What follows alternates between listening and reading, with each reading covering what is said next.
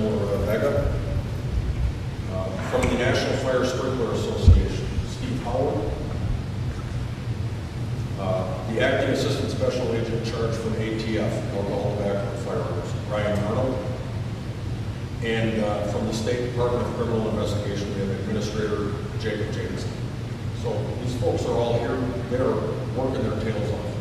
I want to acknowledge the frustration of us not being able to just throw a bunch of information up for consumption. But we are necessarily isolating the information so that we don't send an investigation down the wrong road or derail something if something comes to light later on. I've been in constant contact with Mayor Cavalier Johnson on this. He's been monitoring this since day one. He came to the scene on Mother's Day. And he's extremely concerned about the condition of the survivors and how families are coping with the losses. I think I made no bones about it that this building was built in 1968. It has no sprinklers and no standpipes. There's one tiny little corner of the first floor that's a parking structure that has a row of sprinklers, completely separate and distinct from any livable or common area in this building, separate and distinct. There's no sprinklers whatsoever in the area where humans spend most of their time in this building. No standpipes for us to use, meaning we had to hand lay hose lines up to the fourth floor and down extremely long runs of hallway. Just this morning at MATC on 6th and State, we sent a high-rise firefighting assignment over for a reportable fire on the third floor. That's a huge complement of equipment to go to a fire. Would you know, a sprinkler extinguished that fire, so all we had to do was go in and mop it up. 2 engines, 2 ladder trucks, clean up most of the smoke out, no lives lost. I cannot emphasize with enough force the necessity to have sprinklers if humans are not occupied a building. I don't stand before you for how that gets done, but I am telling you we don't have this loss of life, this severity of injuries, this amount of property damage if that building is sprinkled. That's my stance, and it's just not going to change. Also acknowledge the Wisconsin State Patrol is also assisting with the ongoing investigation. We're ballparking the building will be available roughly a week. Please don't quote me and look at the calendar. Roughly a week. There's a lot of components to this. There's 85 units, multiple people going different directions, seeing different things, experiencing different things. There's a ton of square footage in this building. I think I told you the other day, it's 96,000 square feet. There's a ton of area to cover. This is just necessarily going to take time. We're so thankful, Mark will talk in a few minutes, to have the Red Cross caring for all the occupants. They have shelter, they have access to food, to clothing, medicine. But the question remains, hey, are they going to be able to go back in that building? It's a great question. The building is not a total loss. It is just currently totally uninhabitable. And so as this investigation carries on, it is completely boarded up and secured. I have heard discussions about additional security because we don't want people fearing for their belongings. These are real people's lives at stake here, and their well-being. And so we're ballparking about a week, and we will have more information about what the investigation yields as we actually determine that information through a variety of sources. I'll be available for questions towards the end of this, but I want to turn it over now to our colleague at OEM EMS, which is Dr. Ben West. Good afternoon. I want to start by expressing my condolences for the individuals, the families, and our broader community affected by this tragedy. Our medical correction team is from the Office of Emergency Management and the Medical College of Wisconsin. We provide medical oversight to the fire departments in Milwaukee County, including the Milwaukee Fire Department. Per procedure, we were notified early in this event. 2 of us, myself and Dr. Tom Browning, responded separately to the event to provide on-scene medical oversight. And one of us, Dr. Tom Engel, remotely talked with incident command of the area hospitals and working with our EMS Communication Center on patient destinations. Of course, despite all of this, the tragedy occurred. But without the folks from the Milwaukee Fire Department, the firefighters who were running into the fire and pulling people out and saving lives, it would have been a far more tragic event than it was. Anytime an event like this happens, it's important for us to reflect as individuals, as agencies, on what can we learn, what can we do better, how can we improve for the future. But it's also important for, as a community, us to reflect on how can we prevent these sort of issues from occurring in the future, these sort of tragedies. And to be clear, this is preventable. These fires are preventable, as Chief said. Deaths from fires are incredibly preventable. And so for those who are watching this tonight on the news, you're sitting in your living room on your couch, I would encourage you to look around. Look around your house and see, there's one sitting here, see if you have a smoke alarm on your ceiling somewhere in the floor of your house. And if you don't, hit pause on the TV and pick up your phone and call 414-286-8980. That is the phone number for the Milwaukee Fire Department smoke alarm. They will install a free smoke alarm in your house. You could not be more low barrier than that. You call the number, you leave a message, and they will call you back and install a free smoke detector in your house. It can change the entire trajectory of your life, of your family's life, and be life-saving. So that is one preventive measure that everybody, no matter where you live, should have and can have for free, thanks to the Milwaukee Fire Department. Thank you very much. I'll hand it back to Chief Lipsy. Thanks for that, Doc. Bears mentioned, I don't think I mentioned it. This building did have functioning built-in smoke alarms, and they were some, just so everybody's clear. We've got different reports from different people. Our people were crawling all over this building for a long time. Those alarms were sounding until we shut them off way after all the emergency. I'd like to call up next 4th District Alderman Bob Baumann. Number one concern when we first spoke about this was how to take care of the occupants who are left behind. He cares deeply about his constituents, and this happened right in his district. So we're so honored to have him here today. Well, good afternoon, everyone, and thanks, Chief. Yeah, it is personal for me because I live 2 blocks away. Every resident of 2725 West Highland Boulevard are my constituents. And I can certainly say on my behalf, and on behalf of the entire Common Council, we have the heartfelt condolences for all the victims, their families, their loved ones, and we'll continue to keep the victims who are still in the hospital recovering in our prayers for a quick and speedy recovery. And I do want to say that you've heard the Chief now several times recite the activities of the Milwaukee Fire Department, the Milwaukee Police Department, and some of the adjoining agencies. And I just want to say thank you again on behalf of the entire Common Council, on behalf of myself, and on behalf of every citizen of Milwaukee for the heroic actions that your men and women of the Milwaukee Fire Department took Sunday to rescue people as quickly and as safely and as efficiently as possible, to deal with the victims in a very caring, loving way, and to make sure they got care as quickly as they possibly could, while protecting their own well-being and while trying to preserve the building itself. I'm also acquainted with the landlord, who is a part-time resident of the building. It's very rare on the near west side of Milwaukee to see a multi-unit apartment building actually occupied by the landlord. And that's why this building has historically been one of the quietest buildings in my entire west side of my district. We've never received complaints from tenants. We've never received complaints from neighbors about the tenants.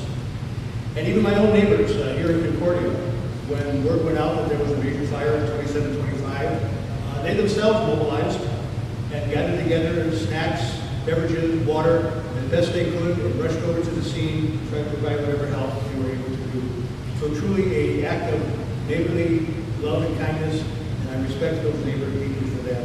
And I just wanted to also mention on the issue of sprinklers, that has come up, and I am sure it will continue to come up. I've introduced a file today, a communication file, that is requesting that the Department of Neighborhood Services, Milwaukee Fire Department, and City Attorney's Office provide a communication to the Zoning Neighborhood Development Committee that will be on May 28th, so we can drill down to exactly what codes apply, when do they apply, to what extent can we retroactively require sprinklers in buildings that were grandfathered, what are the legal issues surrounding grandfathering. There's a lot of complication to this issue. There are multiple codes involved. There's a uniform building code involved. There's the international building code involved. What I can say with a fair level of certainty is all of this is legislated and regulated at the state level. As far as I can tell, at this point, the city has absolutely no ability to independently, on our own initiative, enact legislation, enact rules, enact regulations that would retroactively require sprinklering a building of this size or any size involving multi-unit. It's primarily a state-level issue, and interestingly enough, as part of our legislative package, every year the council approves the legislative package, which is what our lobbyists in Madison are basically instructed to advocate for. And in that legislative package, a very specific provision that urges our lobbyists to legislate for changes to these sprinkler requirements, to basically require retroactive application. So I encourage everyone to attend that meeting on the 28th. And again, it's a very complicated process involving legal issues, policy issues, regulatory issues, different types of different codes, different levels of code, and we hope to get to the bottom of what is the history of this whole issue of sprinklering and what can be done to make sure incidents like this do not happen again. So thank you very much. Thank you, Alderman Bowman. Sticky legal issues at play here, right? I'm the fire chief in the city of Milwaukee. I have zero statutory authority over code violations, over inspections, planning. This is very unique for a major urban fire department to not have a fire chief with actual legal authority in this regard. I am blessed in the city of Milwaukee because the Department of Neighborhood Services, under the current commissioner and the previous two commissioners, has been very, very open to having very real conversations. And they include me in a whole bunch of stuff you really don't have to. So we do the best with what we can. An interesting thing for you to look into would be why the state of Wisconsin does not have a state fire marshal. So it all plays in. It's a big tangled mess here. My next person at the podium here is the executive director of the American Red Cross of Wisconsin here, and that is a friend and colleague from Wisconsin. Thank you, Chief. Thanks for allowing me to be here. I appreciate all of you being here too, so we can just, as the doctor said, amplify the message on fire safety. We can save more lives by having people understand and partake in fire safety. We're all going to be doing something for our community. Let me start by also conveying my thoughts to those that are affected by this tragedy. As Chief mentioned, this is one of the larger fires that we've had to deal with in quite some time. Anytime there's loss of life, it impacts many, and our thoughts are with all of those impacted. So what happens under a normal circumstance when there's a fire, and the Milwaukee Fire Department assesses the situation and they recognize that there'll be people that are displaced, a call is made to the American Red Cross. And that's what happened Sunday morning. We were out there within the first couple of hours working with the folks that were displaced. They were taken across the street to a reception center at a church, and then we opened up a shelter on Sunday afternoon. And so we opened up a shelter at Holler Park, which is at 5151 South 6th Street, and we want to thank Milwaukee County for making that building available. And again, prior to that, they were at the Bethesda Church as they were awaiting information and the outcome. The shelter is open on Sunday afternoon. It's still open, and it'll be open for some time to come. And right now, there are 29 people that stayed at the shelter last night. So over 100 people displaced, but not all of them needed the services of the shelter. And so they had other places to go, friends, family. But 29 people were there last night. And those numbers can fluctuate on any given night, up or down, because someone who may have had a place to go Sunday and Monday may not have a place to go Tuesday and Wednesday. And they will be welcome at our shelter. Our volunteers and our staff are on site 24/7, providing them with health care, comfort kits. There's showers at the location, 3 meals a day. And so they have a television. I was out there this morning, they were watching television. We're trying to make the best of, as you can only imagine, a American Red Cross is providing food, health, mental health services, spiritual care, and we're working with community partners like Freighter Health and Aurora Health to work with those residents who have medical needs. And I saw nurses meeting with people individually, taking temperatures and talking about medical history and trying to locate pharmacies throughout the community to get those medications. And that will happen. That's a normal existence. There's been a lot of questions around donations. People want to know how can we help. So right now, if you'd like to donate, what we're saying is it's too early in the situation. We haven't seen what's going on inside the building, so we don't know what needs have to be met. And so again, food, shelter, medication is current. We have a couple of folks with pets, and they're allowed to be there. But later, there may be things that people can help with. But right now, monetary donations is probably what's going to be the most in need as we continue to buy things like food. WISN has set up a microsite, and people can go to that microsite. It's www.redcross.org/donate, and they can make a donation to our disaster relief efforts. Again, we're not going to be accepting any clothing at this time. I know a lot of people are going to drop off clothes and household items. It just isn't appropriate at this time because we don't know what we need, and we don't know what we don't know. There are other nonprofits throughout the community. If people do want to make a donation, I can tell you that people with children are going to need diapers. So if someone wants to make a donation to the diaper mission, they can feel free to do that. People are going to need food. If they want to go to a local food pantry, make a donation, they can do that. There are still people that are hospitalized. They can always go and donate money. And so we will continue to provide updates, and as we get access into the building and we transport those residents back, then we will have a more finite list of things that people can bring. But at this time, please, we're asking the community, please don't bring any clothing or food items to the Red Cross or to the shelter. Because right now, we're overwhelmed with people that are just working on the basics. And I'll be around later for additional questions also. Thanks. A lot of moving parts here, so I don't want to slight anybody, but we also had assistance from Milwaukee County Transit Services. They came right to the scene to get people off the street and away from the noise and a chance to just take a breath, so thank you for that. A final person I'll bring up here to say something before we open up the questions is our host here today, the Executive Director of Near West Side, Lindsay St. Arnold Bell. Reached out right away. It's just on the street from where this tragedy happened.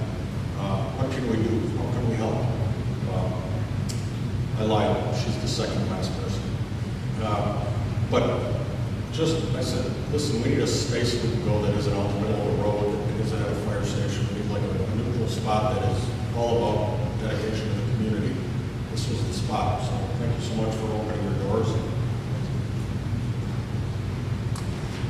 Good afternoon, and thanks for joining us here at the Near West Side. Near West Side partners and the entire Near West Side community is devastated by the loss of life and the loss of homes that happened on Sunday during the tragic fire. We're sending our thoughts and our prayers with everyone who was affected, the family and friends of the neighbors that we lost, the neighbors who are still in recovery, and those who are dealing with the aftermath, as well as our first responders who were there and dealing with that tragedy day of. We really want to extend our heartfelt thanks to the Milwaukee Fire Department and all of the emergency personnel who were there on that day. Their swift response, their long hours, their caring really helped to contain the fire and then saves the lives of so many. And without their quick action, we could be dealing with something far more tragic. Milwaukee Fire Department is active in our community every single day, usually not dealing with anything quite as extreme as this fire, but every day they show up and they are heroic in their efforts, and we're so grateful for them. The Near West Side is a well-connected and resilient community, and you saw that in person on Sunday, neighbors helping neighbors, running to support. And we are committed to standing with those as they begin the During this time, we will be working with our neighbors and with our landlords to ensure that while statutory issues are being explored, they are in homes that are as fire safe as we can make them. And we encourage our neighbors to continue to look out for one another. Anyone in need of assistance, please work with the Red Cross, and please come see us here at 24827. We have a variety of services to help deal with the trauma of the aftermath of this event. It's moments like this that the strength of our community really shines through, so we encourage everybody to continue to support one another with compassion and with action. And I just want to, again, thank everyone who was there with their quick response, to Alderman Bauman for taking such good care of his constituents here, and send, again, my deep thoughts and prayers to those who are currently recovering from this fire. Thank you. Thank you so much, Lindsay. The last person, certainly not least, but one of the doctors at Ascension Columbia St. Mary's Hospital. This is, as you know, this is the burn hospital. It's where we take the most serious of burn injuries. And they were certainly busy Sunday morning, and they remain busy right now. And so I'd like to introduce you to Dr. Jonathan Slavik.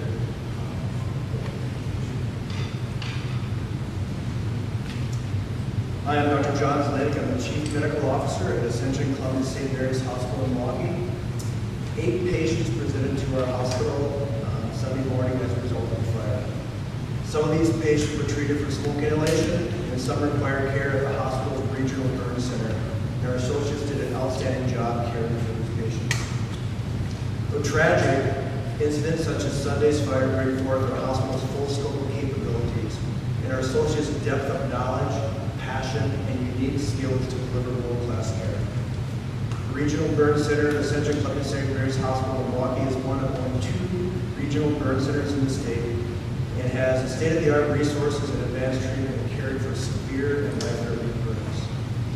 And to anyone watching this who was involved in the fire, if you or someone you know was burned and has not yet received treatment, or if you're experiencing lingering effects from smoke inhalation, persistent coughing or shortness of breath, please come to the hospital and get checked out right away. Thank you so much, Doc. I'll close kind of a prepared statement portion of this with just again extending my admiration for the men and women of the Milwaukee Fire Department who way more wins than losses. That is not to marginalize or diminish how horrible the losses are to us. It could be so much worse but for the actions of our early arrivals and the sustained action of everybody that came later. So we'll take some questions now. I'll jump backwards to something I said earlier. As frustrating as it is, we're not going to be able to give a whole bunch of details about the exact cause right now, just so you know. Well, Chief, yesterday we saw the ATF, we saw the fire marshal going in and out of the building. What type of work were they doing as they worked to determine the cause of this fire? That's a great question. So it follows the scientific process. They're going to work from the outside and then in, honing in on those areas that present themselves as the worst. What they're really trying to do is locate the origin. And then at that point, what caused it to start? And so, again, as you might imagine, with tons of fleeing occupants all experiencing and seeing different things, it takes a long time to get through all that. But there's also the physical collection of evidence. When I say evidence, I don't want that to imply criminal evidence, just evidence of fire cause and origin. It is a sneaky thing, fire investigation, because a ton of the evidence burns away. So when it's so expansive and covering so much square footage like this, it just takes time. You said that maybe beyond the building remaining is that because of the danger inside or the investigation? Great question. A little bit of both. We have obviously the investigation. To do that right, we need to isolate the building. But then we also have water damage. There is no gas or electric to the building at present. So it just would not be a good spot for people to try to get back to. And there will be an area of the building that even after the rest of it opened up, there are chunks of the building that sustained such serious fire damage. Those units will be inhabitable, but the structure itself appears to be sound. Sometimes people are allowed in with an escort and just get a car key or medication or that type of thing. Do you anticipate perhaps that, even if they're not allowed to get back in the next few days? That would be something that would start up after that roughly week estimated. Chief, a question at this point, the potential for fire to be potentially setting it cooled out, is there any cause that can cool out? Oh, that's a great question. I would say no, based on what I know. There's a lot going on here, a lot of dynamics. We can't rule anything out, which is, with such a huge loss of life, it's just critical that we get it by the numbers. And it's a painstaking process. Chief, a question for both you and for Alderman Bob, if you could. Today, the Capitol, Assembly Speaker Robert Moss was asking the record about updating state code and state law to apply sprinklers to outdated buildings. One of the quotes that he gave, I'll read you briefly: "We have to be careful about overreacting to a single or unfortunate incident. Is this an overreaction to require sprinklers after a fatal fire? And how would you encourage the speaker or others who might be against it to, in fact, put this in place?" Well, I guess what I'd say is, I don't know that his statement on its own implies that he's against it. I think what he's against is an overcorrection. That being said, I'm the fire chief, and sprinklers save lives. And should it be something that everybody wants to pursue, it'd be wise to do that, because with 5 people already deceased from this, and please talk with your subject matter experts, your fire chiefs. Yeah, there's a ton of issues with how our state adopts codes or doesn't, or they don't update codes, right? There's a ton of issues with it. A lot of it goes back to my earlier question about why doesn't the state of Wisconsin have a state fire marshal? I appreciate the speaker's comments. I think we need to get to the bottom of exactly what the history is of this regulatory process. What has led us to this point? The grandfathering, what is the policy behind grandfathering? Is it something mandated by law? That building code changes only our perspective, not retrospective. There's a lot of moving parts here. As I said, there's at least 2 different building codes that are potentially implicated, that the state has adopted both of them that apply in different circumstances. So I think we have to sort out all the facts before we can call Mr. Boss's comments maybe also a little bit on the extreme side. Because, again, as you've heard from fire experts here, these types of incidents are preventable. And to the extent we can do so, we should certainly explore it. I'm sure Mr. Boss is referring to the potential cost of retrofitting the city of Milwaukee, literally hundreds of multi-unit buildings at potentially substantial 6-figure or larger cost per building. That could have an impact, could increase rents in a community that's already heavily rent overburdened. So those are factors that need to be considered, but the preservation of life, I think, should be paramount. And I'm sure we'll have the opportunity to remind the speaker of that.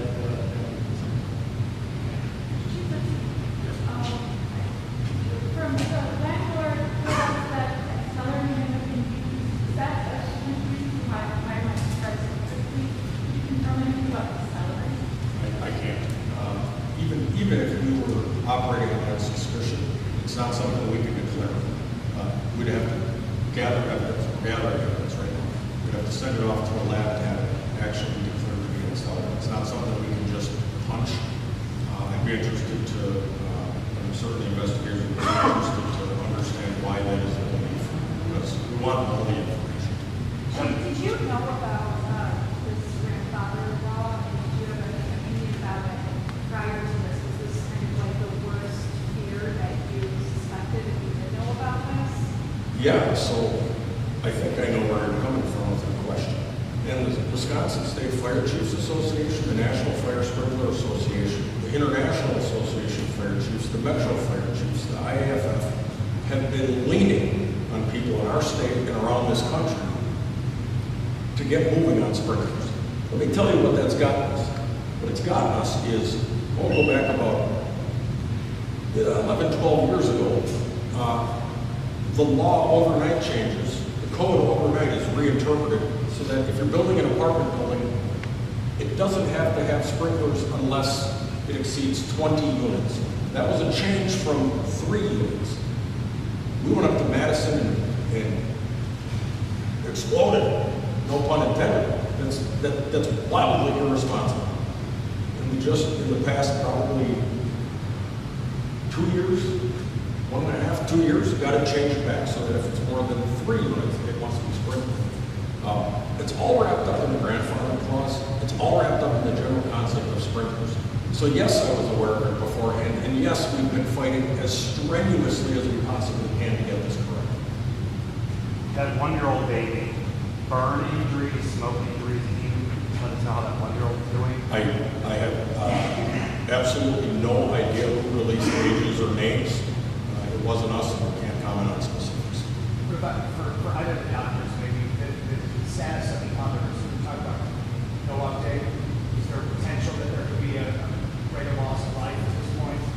We talked about 5 fatalities at that road. I can say that out of respect for the patient's families, we're not going to comment on this. I can't say that we have a world-class burn center, one of the lowest in the country, that provides outstanding care. Is there any information regarding the time of the fire before you guys get involved, how long the fire happened? I think that'll bear itself out in the investigation, but I don't have hard and fast information. We were, just not state secret, we were communicated with by people who said the second they observed smoke, they called 911. So I have to believe it wasn't that long, but I don't have an exact time. I know the investigation's not going to anybody in the last city in connection with this. Not that I'm aware of, I don't believe so. Chief, I know you said the potential for potential acts cannot be ruled out, but I mean, is this fire suspicious? Can you do that right now? So from the fire department's point of view, we can determine origin, in some cases cause, but until we rule out a whole bunch of stuff, scientific methodology, we cannot state with certainty it's one thing or the other. I think suspicious may be the wrong word, but the loss of 5 lives and a number of other folks critically injured. I don't know if we can replace the word suspicious with just gravitas, like the importance of recognizing this loss of life in a thorough investigation is where we are right now. Do you know what kind of fire regulations do buildings before 1973 have to have fire safety? It'd be kind of it's kind of a long list. Things were built kind of how our grandfathers built stuff, great grandfathers built stuff back in the day. So there was a ton of brick and mortar. There was, we're still living with these buildings, obviously. Dying in some buildings. I did a scan of all the high-rise buildings in the city of Milwaukee proper, approximately, this would be about 6-7 years ago, as part of reimagined how we were doing high-rise firefighting and updated it. And at that time, approximately 70% of Milwaukee's residential high-rises were built before 1974. So it was dealer's choice if anybody put sprinklers in.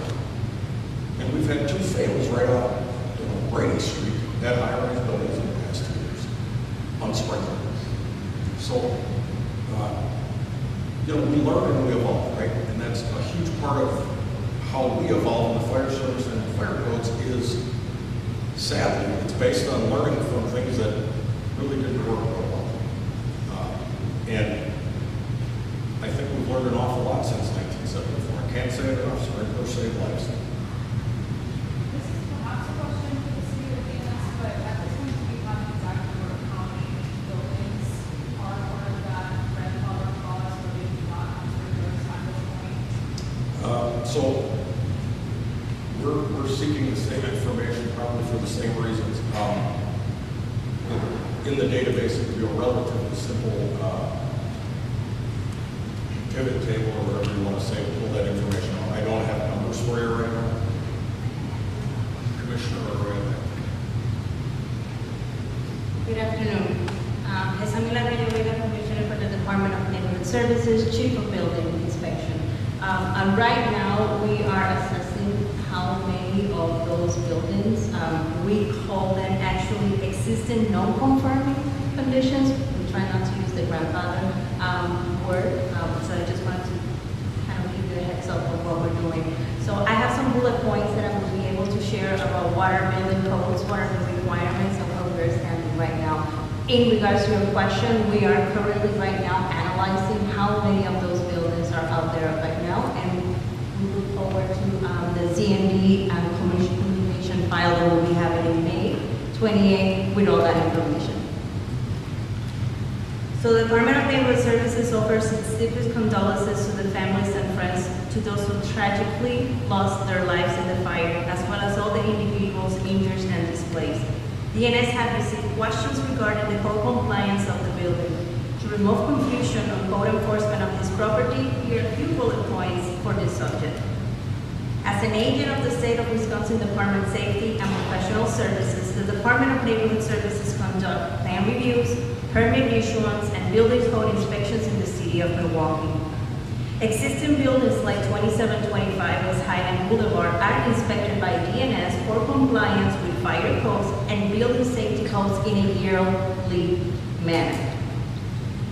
The residential area of this building permit for this property was submitted in 1968 with an occupancy of 1970. The building did not have a fire sprinkler system inside the residential area, as it was not a building code requirement at the time of construction. This is considered an existing non-conforming condition. In 1974, building code was altered to require the installation of sprinkler system in new residential construction, additions, and alterations. The building has been in continuum. This particular building has been in continual use as a multifamily apartment complex in Sophie. That means they have never been shut down. That means they have never gone to a major alteration that will require or trigger the compliance of the sprinkler system. It does have a fire alarm system because in the 60s that was still required. Any level 3 alteration, this means extensive renovations where the work area exceeds 50% of the building total area, or additions after 1974 will require sprinklers. But again, in this kind of property, was not the case. The complex garage has a fire sprinkler system. You might ask why?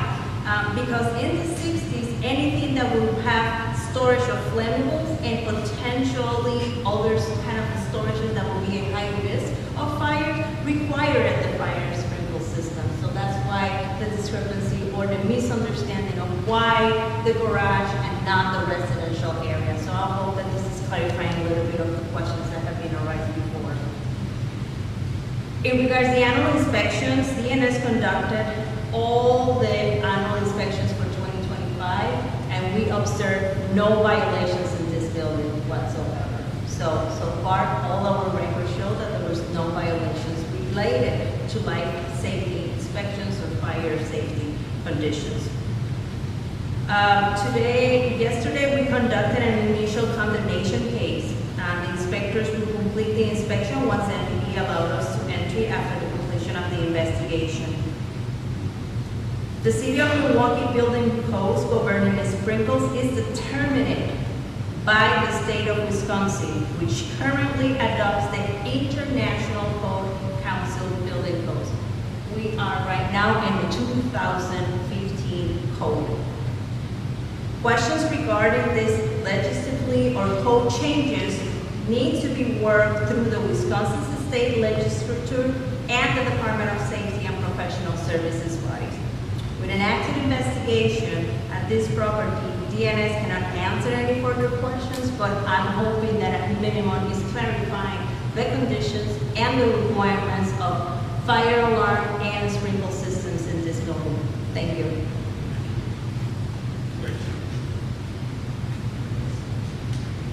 So law enforcement partners that are here, able to speak to us about the investigation, why they're here. I will 100% leave that to them, not to put them on the spot, but I'll go ahead and speak for them, though you're probably going to hear a lot of them comment, or we're not able to say, well, I just going to say on behalf of the Milwaukee Police Department, we have our condolences too. But as far as the investigation, it's just like the fire chief said, there's stuff we're looking into. We have not made any determination. I know we're working with ATF, we're working with DCI, and we're also working with the fire department investigators to try to get to the root cause of what happened.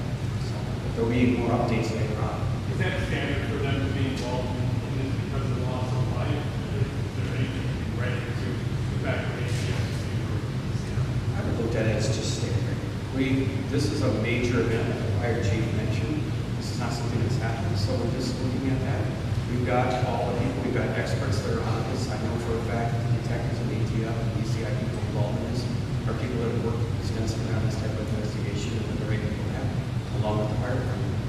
Did the local police department reach out to those partners and bring them in, or as soon as this happened, were they being So, this is obviously a high visibility situation. It's right at an intersection of major thoroughfares. We actually bring the ATF and DCI in with some regularity at the fire department, just because of capacity and technical things that they can do that we just don't have the ability to do. So, it's been hard to say no. We can't tell you what we know right now, because I want to be able to tell you everything that I can possibly know. We just don't know enough to be able to say anything definitively. So, the loss of life